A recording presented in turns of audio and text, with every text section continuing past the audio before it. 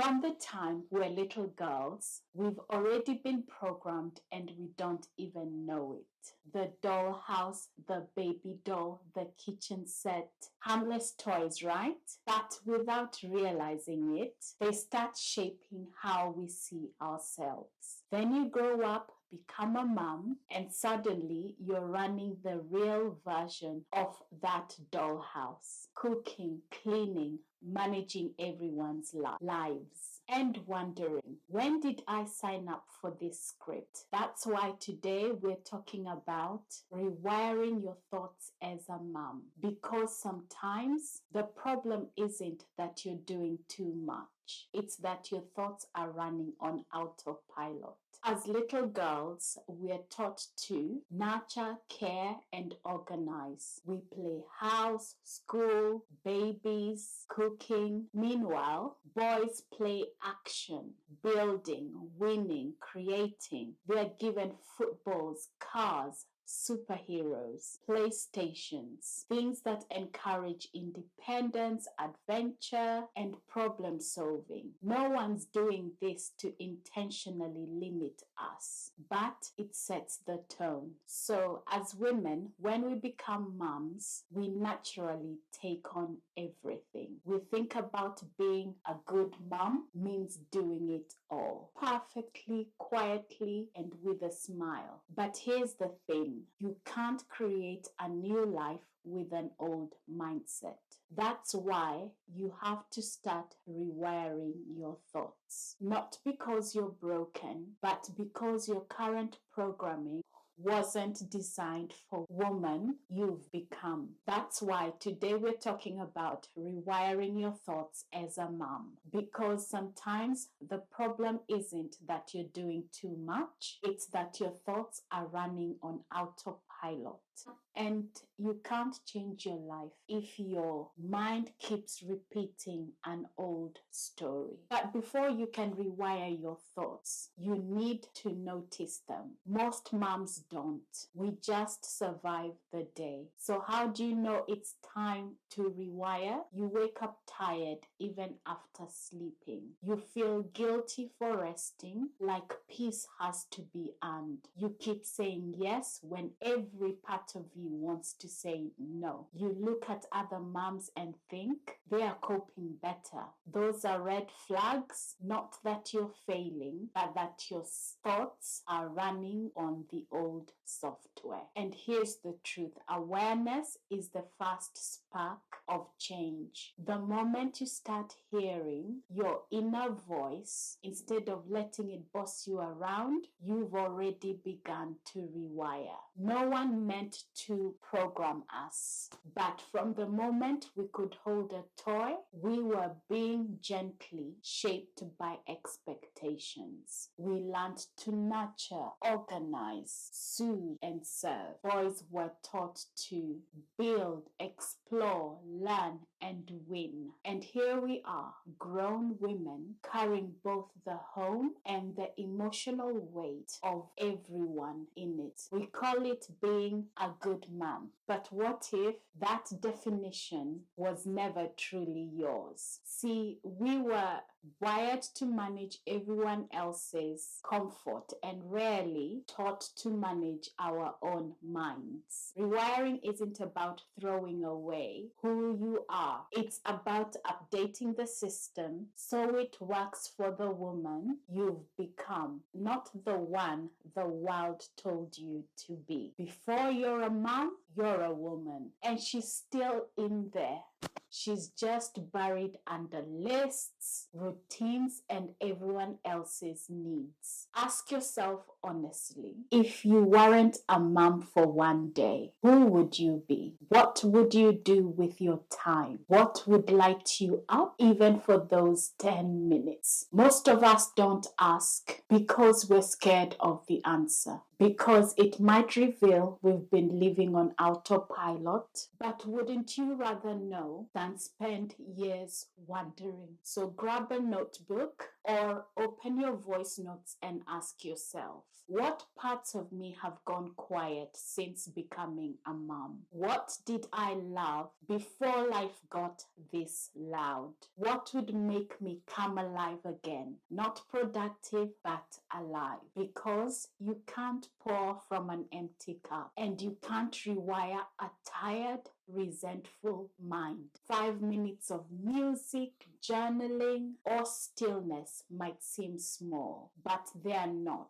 They are the entry points, tiny cracks that let light in. Now, let's talk about money, the topic that most moms tiptoe around. Money isn't everything, but it shapes everything. Your peace, your choices, your family's future. The old version of you might have been taught to save what's left, to depend on someone else, or feel guilty for wanting more. But here's the truth. Money is a resource that responds to how you use it. It's not about greed, it's about options and freedom. Ask yourself, do you spend before you even get paid? Do you avoid checking your bank account because it stresses you out? Do you tell your kids to save while they watch you overspend? Hello?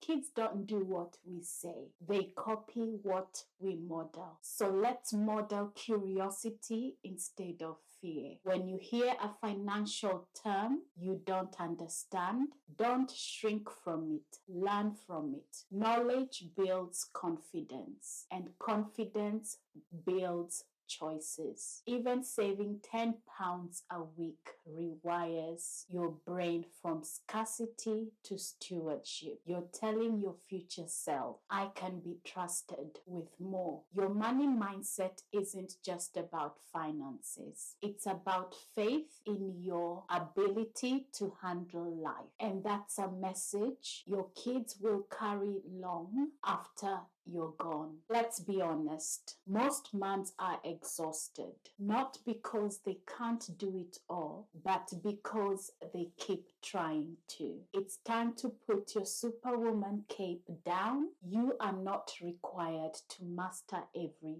role. Decide what matters in this season of life. Wouldn't you rather be present with your kids or constantly perfecting a Pinterest home? Rewiring your home mindset means delegating without guilt, letting others help you even if they don't fold the towels your way, redefining success from spotless to peaceful. A calm mom raises calm kids. Busyness does not prove love, connection does. And sometimes the bravest thing you can do is rest while the laundry waits. Now let's look at influence. Social media can trick you into thinking everyone else is winning. Perfect homes, patient moms, thriving businesses. But what you're seeing are highlight reels, not real lives. You can't compare your behind the scenes to someone else's best moments. If scrolling leaves you drained,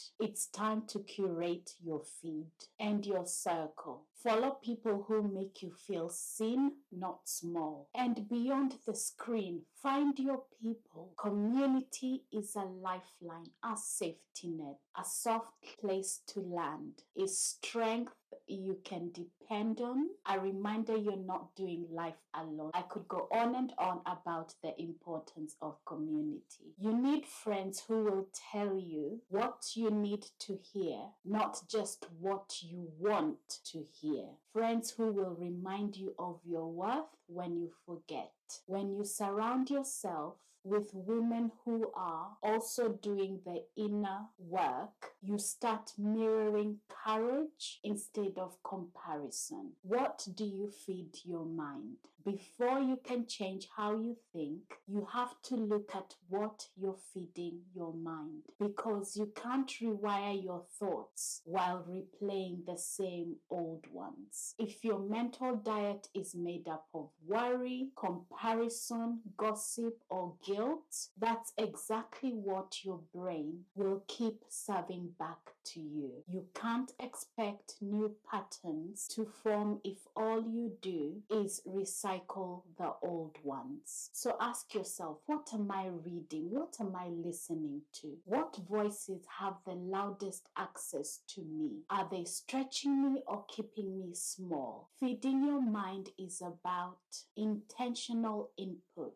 It's reading books that grow you, listening to podcasts that challenge your thinking, having conversations that lift your energy instead of draining it. Sometimes it's therapy, coaching, because a trained voice can help you spot patterns you can't yet see. And this isn't just about your thoughts, it's about your whole self. What you watch, who you follow, what you scroll through before bed. All of it is mental food. If you keep replaying the same stories, I'm tired, I'm stuck, I can't change, your brain keeps wearing them as truth. But when you start feeding it truth, growth, and possibility, your mind begins to build new connections. Because what you put in is what you get out. Your thoughts are seeds, and the environment you plant them in determines whether you grow or wither. Let's talk about rewiring your emotions, because your mindset isn't just built from what you think. It's also built from what you feel. And as moms, we feel a lot. Frustration when no one's listening. Guilt when you finally rest. Overwhelm when everything falls on your own shoulders again. But here's the truth. You don't have to follow every emotion you feel. Just because you're frustrated doesn't mean you have to react from frustration. Just because you're tired doesn't mean you have to give up on the day, but it also doesn't mean you have to power through. Showing up can look gentle. It can mean slowing down, resting, or doing one small thing that supports your peace. You don't always have to push. Sometimes showing up simply means choosing not to spiral. Emotions are signals, not instructions. They are information, not identity. When you start rewiring your emotions, you stop letting feelings run your day. Instead of snapping because the kids ignored you for the